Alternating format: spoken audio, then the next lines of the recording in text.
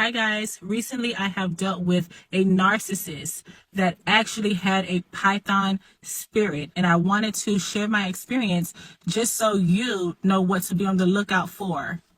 You hear about Python, you're actually thinking about, it's described as someone or an entity coming in through a person to crush or slither their way in and manipulate or twist words and things like that. Yes, that is true to a certain extent, but let's take a look at what the original origin of the meaning, what it actually means is divination.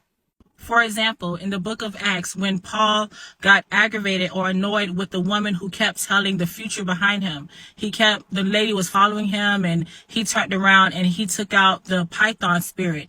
That was a divination spirit. You have to go into the book of Acts, look up that word Python, match it to the Strong's Concordance, and you're going to see the Greek with this, which is pythos, how we get the word Python in our English. So behind that, Python was actually divination. And what was the lady doing when she was aggravating Paul? She was telling the future. Okay, so story time. I was recently hoovered, and yes, with everything that I do, I still get hoovered too. This is how you know it's serious. I was recently hoovered from a different number that I had blocked.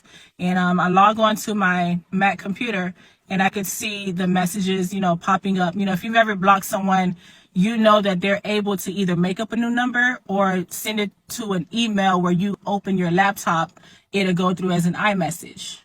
So to make a long story short, I actually saw all of the rambling that this person was doing, basically talking to themselves because I was not responding. And you know that the narcissist can talk for hours if you let them. They could talk for hours and they like to ramble. I mean, they like the word salad, just meaningless conversations.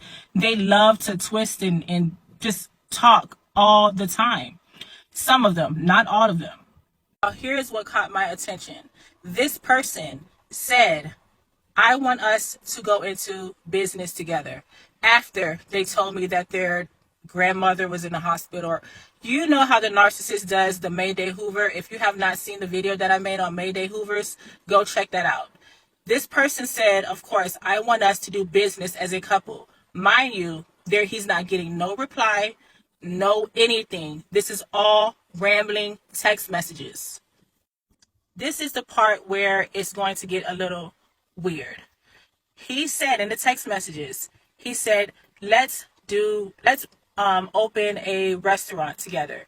And he named a specific restaurant that only I was thinking about. I'm not going to say it, but just know that this restaurant is so specific that there would be no way that he knew about it. I'd never talked to him about it, and I've only met this person one time. Now, that's when I was like, okay, I'm so grateful that I saw this whole conversation that he had with himself, by the way.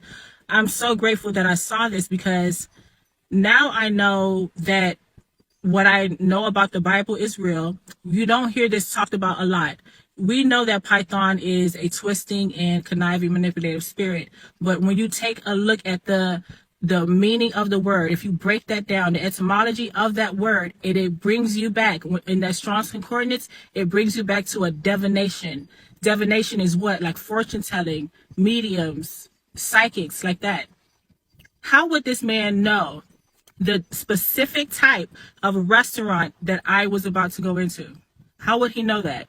I didn't tell him that. We don't have no mutual friends. So I just want to tell everyone, I think this is a perfect example of a Python spirit in action.